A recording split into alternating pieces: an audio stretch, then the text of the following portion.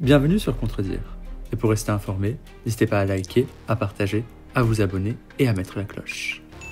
Après des contacts entre les présidents Macron et Tebboune, les tensions ressurgissent. Un agent du consulat algérien est mis en examen. L'Algérie ordonne donc l'expulsion d'agents de l'ambassade de France. La France riposte de la même façon. Retailleau s'est en plus illustré par son parasitage du dialogue entre les deux pays. On sait qu'il faut que la France continue à raser les murs, à baisser la tête. Aucune douleur de l'histoire, et je sais qu'elles sont vives entre nos deux pays, mais aucune douleur de l'histoire, fût-elle aiguë, ne donne un permis d'offenser mon pays, la France. Des tensions entre la France et d'autres pays, cela arrive constamment. Il y a des motivations tout autres ici que les arguments officiels.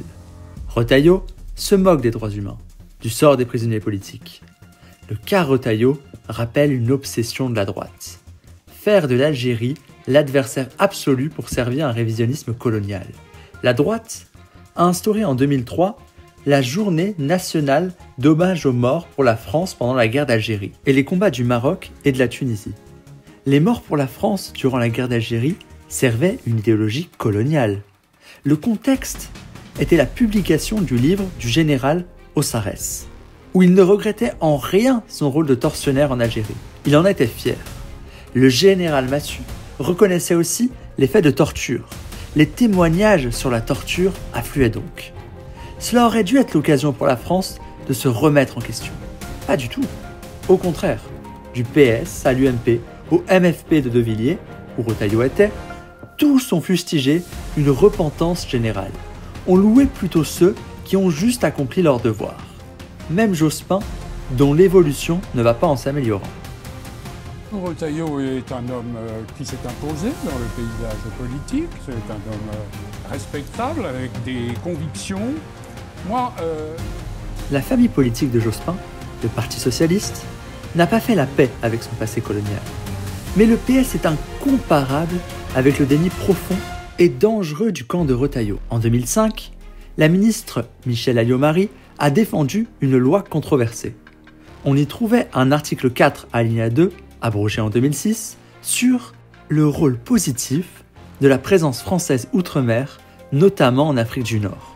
C'était une glorification de la colonisation, qui rejoint les héritiers de l'OAS, le FNRN des Le Pen, grandement défendu alors par l'élu Philippe Douste-Blazy, devenu macroniste depuis. Sarkozy aussi la défendait. La droite a aussi fait voter sa fondation de la mémoire. La plupart des historiens, comme Benjamin Stora, a dénoncé la composition de sa direction. Des associations qui justifient la torture pendant la guerre d'Algérie. Les Algériens en étaient ainsi exclus.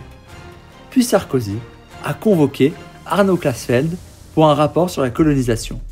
Klaesfeld est connu pour son soutien inconditionnel à la colonisation israélienne, passé dans les gardes frontières, et son désintérêt pour la colonisation de l'Algérie. Désormais, cela le conduit à soutenir Marine Le Pen, voire réhabiliter Jean-Marie Le Pen. Grâce à Marine Le Pen qui a fait changer le parti, c'est un parti qui est devenu aujourd'hui philosémite et qui comprend, je le vois, les difficultés à Israël de survivre dans un univers qui est un univers hostile. Retailleau s'inscrit dans des obsessions révisionnistes et coloniales.